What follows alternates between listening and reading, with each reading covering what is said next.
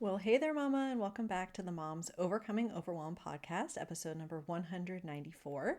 I'm Emily McDermott, and I'm here beside you on this journey as we work together to declutter your home, head, and heart.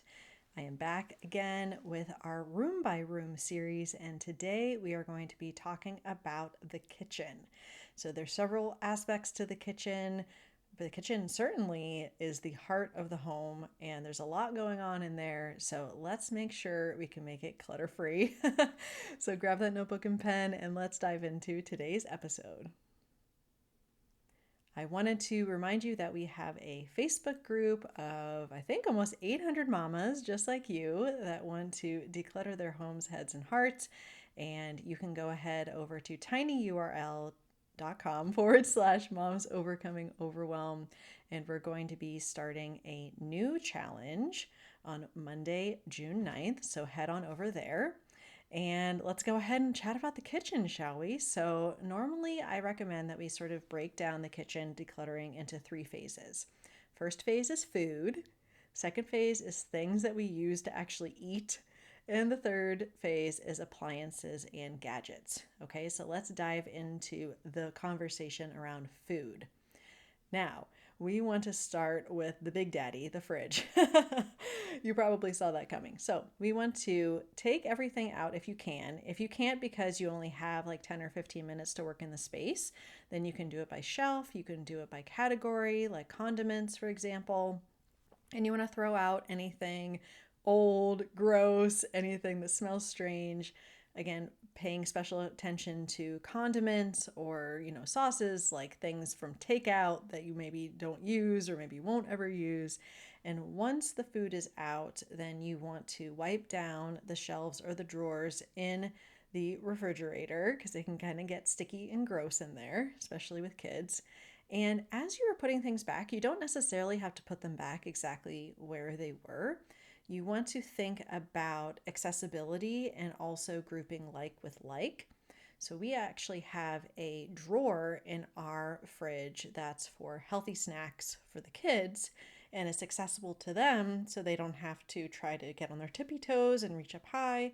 So just thinking about how do I want this to function, what makes the most sense, and then you can go ahead and group like with like. So we keep our bread products all together, we keep our fruit and vegetables that are cut up all together. We use the drawer for our meats and cheeses, just making sure it's in some sort of logical way so that people can easily find what they are looking for.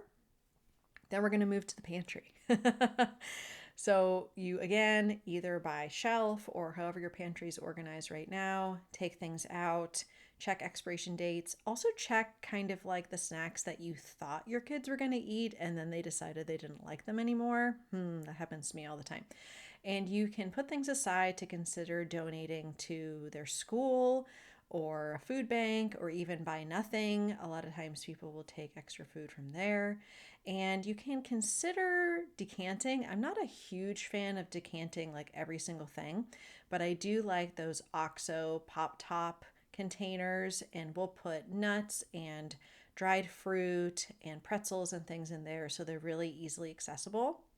And we don't have to worry about opening bags and closing bags and so forth. The other thing is decanting like granola bars or individual size snacks and having those in one container open is a lot easier than having a bunch of half opened boxes because a lot of times you can't tell what you've used and what you haven't used. So if I were working with a family, I would recommend using some of those tips. And if you have food in other areas than the kitchen, you might want to, as sort of a bonus, going through that as well. Um, or even things that are still in the kitchen, like spices, for example. Spices and seasonings are a big thing. And there's a lot of aspirational spices, like, oh, I got this for that one thing that I thought I might make off of Pinterest, but then I never did. So being able to not only check whether they're expired, but then also whether we're actually going to use this random barbecue rub when we never grill. It's sort of just really looking at the things we use the most and having those accessible. Okay. So that's food. You're like, that's going to take me a year. No, just doing it in short spurts, little by little, will help a lot.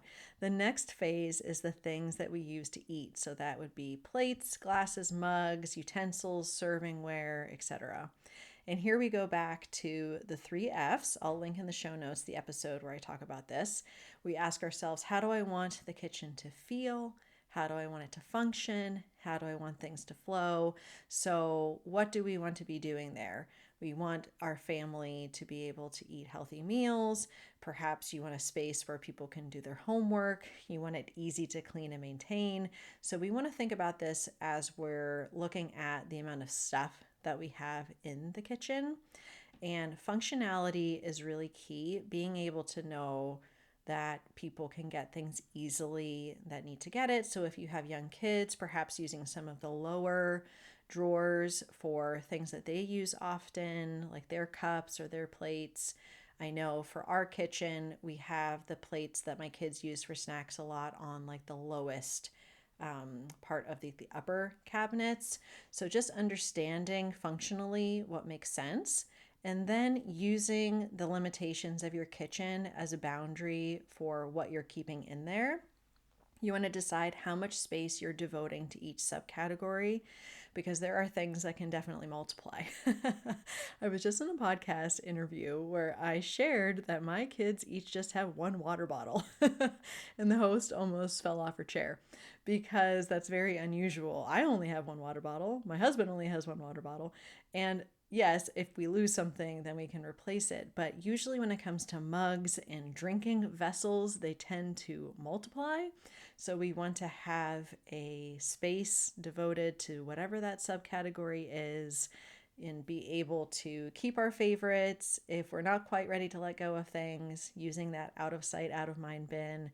But really, if even if you're drinking, 1 or 2 cups of coffee a day in different mugs, that's really only 14 in a week. We don't need to have an endless supply of mugs. And also, I recommend running the dishwasher every night. So normally you're gravitating towards your favorites anyway.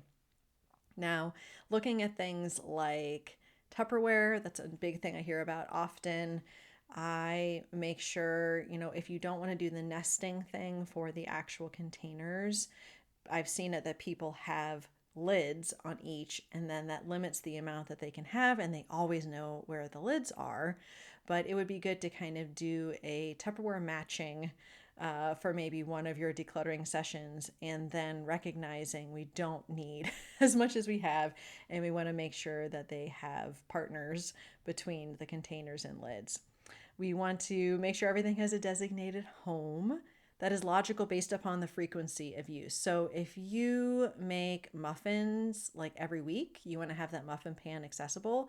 But I have like this bundt cake pan that is maybe like a once a year thing. So we need to maybe not have that front and center. We can have that less accessible, and that's okay. A lazy Susan in the corner is great for that because you can kind of have things you don't use as often, perhaps in the back. And that just being realistic. We do not host very often. We host for Easter, and that's pretty much it. So, do we need all of the servingware that we got from our wedding? No. And I have been able to let go of some of that just because we don't have a ton of guests coming over, and that's okay. So, just really paying attention to your aspirational servingware and your dishes. And I have heard it recommended that you can do an experiment and keep a limited number of plates, utensils, mugs, glasses, and so forth.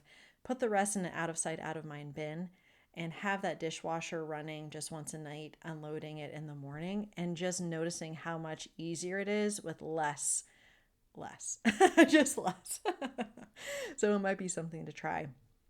The last thing I want to mention in this phase is if your countertops are often cluttered, maybe considering like zones. And I've learned this from Kendra Adachi. I will make sure to link to the episode that she recently had about keeping her kitchen tidy because there were some really great things in there.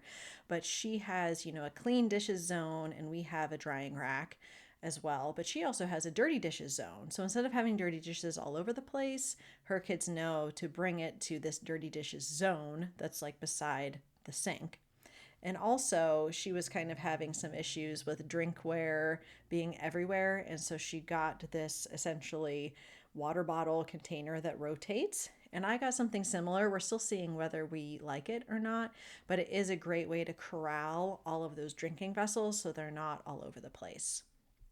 Lastly, we're going to move to phase three, which is appliances and gadgets. So, as we're going through gadgets and appliances, instead of saying, like, could I possibly use this at some time, we really want to say, like, do I need this? Will I actually use it? And getting rid of anything that does like one specific small thing, unless you're doing that frequently. Like I use the citrus press a lot for limes and lemons. So even though it does one thing, I use it frequently. And I'm going to link to an article about how to reduce the number of unitaskers, those are things that only do one thing, to kind of streamline your kitchen. Because of course, if you go to the Container Store, or I guess Bed Bath & Beyond when it existed, you can buy a gadget for anything, but that doesn't necessarily that you need, means that you need to. Now, when it comes to appliances, the question is, how much should I keep on my countertops? I hear this a lot. I would recommend keeping the things that you use daily on your countertops and not more than that. There's something called the convenience fallacy, which is that we think we're going to save so much time by having things accessible, but that's not necessarily the case. It might be like 10 or 15 seconds. So we use every day, my husband uses his coffee maker, and we always use the toaster oven. We use that multiple times a day. So those are out on the counter, but like our slow cooker and the Vitamix and some of these other things, we have space in the kitchen so we can get them when we need them. And things I really don't use often, like the stand mixer, we have in another storage area. So just kind of minimizing what is on the counters, because we also have all of this daily stuff like the dishes and the drinkware. And so we want to minimize those appliances as much as possible. Or consider borrowing something from a friend instead of owning it. So I probably could get rid of my bundt pan and just borrow it from a friend if I need it. And that's one of the great things about hopefully either being in a community where you have neighbors nearby that you can do that, or your local Buy Nothing group is a great place to be able to borrow things. Okay, so we talked about those three phases, and I have a bonus phase, woohoo, which is the stuff in the kitchen that ends up on the surfaces. We already talked about like the drinkware and the dishes, but also papers, because a lot of times the backpacks are getting dumped in the kitchen or our mail is getting dumped there. And I've spoken before about the physical inbox that I have in my kitchen. So mail that requires action, kids' papers, etc., go in there. It's one central location for the papers so they don't end up all over the counters. And if you find there's certain categories of things that keep ending up on your counters, maybe consider, well, is it the routine that needs to change, or can I have like an open basket or container to corral these things? And that should hopefully help. So there you go. That's going to keep you busy in your kitchen. And if you want to come and do it with all the mamas in the Facebook group in real time, come on over to tinyurl.com/moms overcoming overwhelm, and we can declutter together. So thank you so much, and I will see you next Thursday. Bye for now.